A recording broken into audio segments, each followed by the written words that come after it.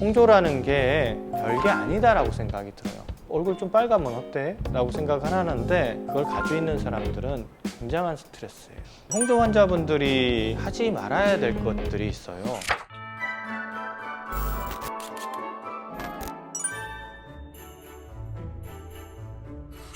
안녕하세요. 올바른 피부생활 피부과 전문의 조재영입니다. 더운 여름 잘 나셨는지 모르겠습니다. 올해는 너무 더워가지고 저도 많이 힘들었는데요. 오늘은 추워지면서 발생할 수 있는 홍조에 대해서 한번 말씀드려 보도록 하겠습니다. 홍조라고 하면은 얼굴이 붉어지는 증상을 얘기를 하죠. 술을 먹지 않아도 일상적인 생활 속에서도 얼굴이 빨개지면은 대인관계 하는 데 있어서 굉장히 불편함을 초래할 수가 있어요. 예전에 혹시 그런 영화 보셨는지 모르겠는데 미스 홍당무라는 영화가 있었어요. 홍조에 대해서 고민을 하는 한 여성분에 대한 얘기였는데 여자분들 같은 경우들도 굉장히 홍조가 일상생활의 삶의 질을 떨어뜨리는 요소 중에 하나입니다. 그러면은 홍조는 왜 생길까요? 홍조는 혈관의 확장이다 라고 생각을 하시면 돼요. 홍조의 원인은 본인이 타고나는 혈관의 벽의 탄성이 가장 중요한 원인으로 작용을 해요.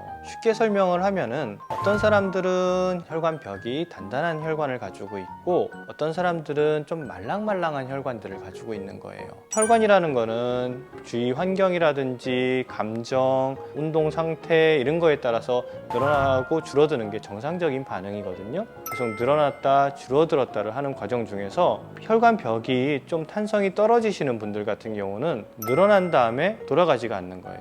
그러면 혈액 자체가 그곳에 많이 모이게 돼요. 그러면은 일상적인 생활이나 일상적인 온도 변화에도 그 부위가 붉어져서 항상 붉어져 있는 모습을 보이게 되는 거죠. 또 홍조를 일으키는 것 중에서 한 가지 가장 주된 원인 중에 하나가 주사피부염이라는 거예요. 이 주사피부염이라는 거는 혈관 주위로 염증이 생기는 현상들인데요. 주사피부염 중에서의 한 종류가 우리가 딸기코입니다. 딸기코뿐만이 아니라 군데군데 붉게 염증 반응이 생기기도 하고 혈관 주위에 염증이 생기다 보니까 혈관이 늘어나가지고 얼굴이 붉게 보이기도 해요. 환자분들은 이거를 그냥 홍조다라고 생각을 하는 경우들도 있고 염증 같은 것들이 올라오다 보니까 여드름이 자꾸 올라온다라고 생각을 할 수도 있는데 여드름하고는 다르게 좀 중장년층에서 생기게 돼요. 보통은 한 30, 40대 이상에서 생기게 되는데 이거는 일종의 염증, 면역 반응이기 때문에 해당 부위를 치료를 하지 않으면은 홍조라든지 이런 것들이 해결이 되지가 않습니다.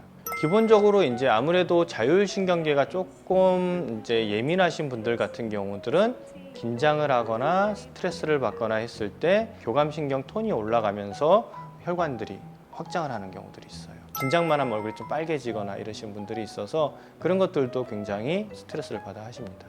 주식 트레이딩하는 분이 하루에도 수십 번씩 왔다 갔다 하니까 가능하죠. 자율신경계 계속 스트레스를 주다 보니까 계속 반응을 하다 보니까 나중에는 완전히 늘어나 있는 상태가 기본 디폴트 상태가 되는 겁니다. 그러면은 이제 홍조 환자분들이 하지 말아야 될 것들이 있어요. 일단은 기본 개념은 내가 혈관이 예민하다고 생각을 하셔야 돼요. 제일 먼저 하지 말아야 될 게 뭘까요? 혈관을 자꾸 늘어나 있고 줄어들었다 늘어났고 줄어들었다 이런 환경을 좀 피하셔야 돼요. 가장 큰 거 사우나.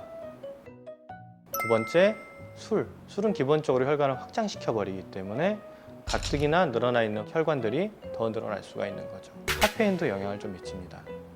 너무 극단적인 온도의 변화도 좋지가 않아요. 너무 추웠다가 너무 뜨거운 데 갔다 냉탕 갔다가 사우나 갔다 냉탕 갔다 사우나 갔다 하잖아요. 그런 것들도 혈관을 확장시키는데 큰 역할을 하게 됩니다. 물론 수면 부족이라든지 스트레스 같은 것들은 당연히 영향을 미칠 거고요. 그러면 늘어난 혈관들을 어떻게 해야 될까요? 물론 환경 변화가 크지 않으면 조금씩 돌아가는 경우들도 있어요. 근데 완전히 늘어난 혈관 같은 경우들은 어느 정도 좀 피부에 남게 되거든요. 그거는 혈관을 치료하는 레이저가 따로 있습니다. 즉 혈관에 있는 헤모글로빈에 흡수가 돼서 그 헤모글로빈을 파괴를 하면서 혈관을 같이 파괴를 해주는 그러한 레이저들이 있거든요. 그 레이저를 선택적으로 잘 사용을 하게 되면은 아무래도 홍조 반응이라든지 이런 것들이 좀 줄어들게 돼요. 근데 이제 이런 분들이 조금 조심하셔야 될 게 레이저 치료를 한다고 또 너무 강하게 혈관을 파괴를 하는 경우들도 있어요. 이러한 강한 자극들도 혈관의 예민도에 작용을 해서 오히려 더 붉어지는 효과를 초래하는 경우들도 있습니다. 그래서 숙련된 피부과 전문의 선생님하고 상의를 충분히 하신 다음에 치료를 하시는 게 좋아요. 주사 피부염 같은 경우들은 혈관 주위로 생기는 염증 반응이기 때문에 복용하는 약이 좀 필요해요. 항생제라든지 이런 계열을 사용하기도 하고 바르는 약 같은 것들을 좀 사용을 하게 됩니다. 특히나 이제 주사 피부염은 피부에 살고 있는 모낭충이라는 것들이 있어요. 이런 것들이 좀 중요하게 작용을 하는 경우들이 많기 때문에 이 모낭충을 죽여주는 약물들이 있어요. 그런 약물들을 쓰면은 모낭충들이 좀 줄어들게 되고 그거에 의한 염증 반응들이 줄어들어서 홍조 반응이 감소하게 되는 거죠. 사실은 홍조는 그 원인이 무엇인가를 찾는 게 치료의 첫걸음이에요. 내가 얼굴이 붉어진다. 그럼 이게 내가 진짜 심리적으로 붉어지는 건지 외부적인 자극이라든지 이런 것들에 의해서 혈관이 늘어나 있는 건지 주사 피부염 같은 피부에 염증성 질환이 있는 건지 이런 것들을 먼저 파악을 한 다음에 그거에 맞는 치료 방법을 결정을 하는 것이 가장 중요하다라고 생각하시면 됩니다.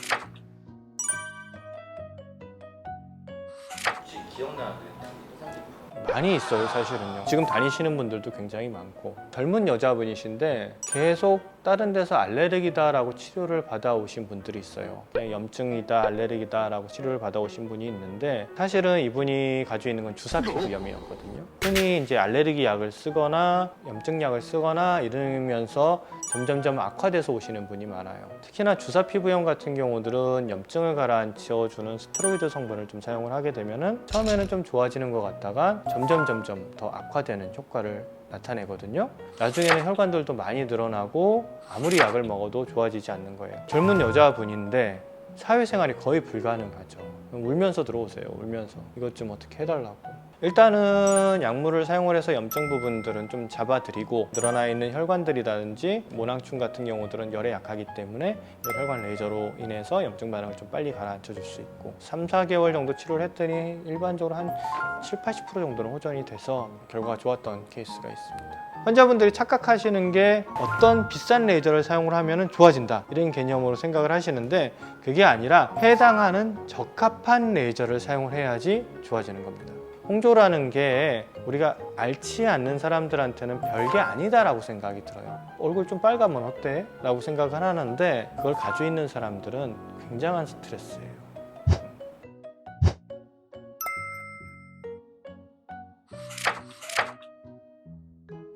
그리고 일상생활에서 할 수 있는 부분은요, 계속 말씀드리듯이 자외선 차단제 제가 맨날 자외선 덕후냐 막 이렇게 얘기를 하는데 피부과 의사들은 가장 기본이에요. 자외선이 모든 피부 질환의 첫걸음이 되기 때문에 자외선 차단제를 열심히 사용을 하는 게 가장 도움이 되고요. 두 번째는 알코올 섭취가 좋지가 않습니다. 술은 홍조가 있으신 분들하고는 천적이다라고 생각을 하시면 되고, 세 번째는 카페인도 혈관에 영향을 미치기 때문에 홍조를 더 악화시킬 수 있는 작용을 하게 됩니다. 그리고 충분한 수면과 과도한 자극은 피하시는 게 좋아요. 세안을 하실 때도 너무 차가운 물이나 너무 뜨거운 물은 사용하지 마시고 미지근한 물로 자극이 안 되게 약산성 비누를 사용을 하셔서 세안을 하시면은 훨씬 더 홍조를 예방하는 데 도움이 될 것 같습니다. 오늘은 추워지면서 발생할 수 있는 홍조에 대해서 알아봤는데요. 얼굴이 붉어진다, 사회생활에 스트레스 받는다 생각하시면은 너무 고민하지 마시고 가까운 병원에 가셔서 좋은 결과를 얻을 수 있을 것이다 생각됩니다. 다음번에는 조금 더 전문성을 가지고 말씀드릴 수 있는 리프팅 치료, 그 중에서 우리가 대표 주자 있죠? 울세라, 써마지, 리프팅의 양대 거성인데 제가 한번 자세하게 심도 깊게 다뤄보도록 하겠습니다. 오늘도 시청해 주셔서 감사합니다.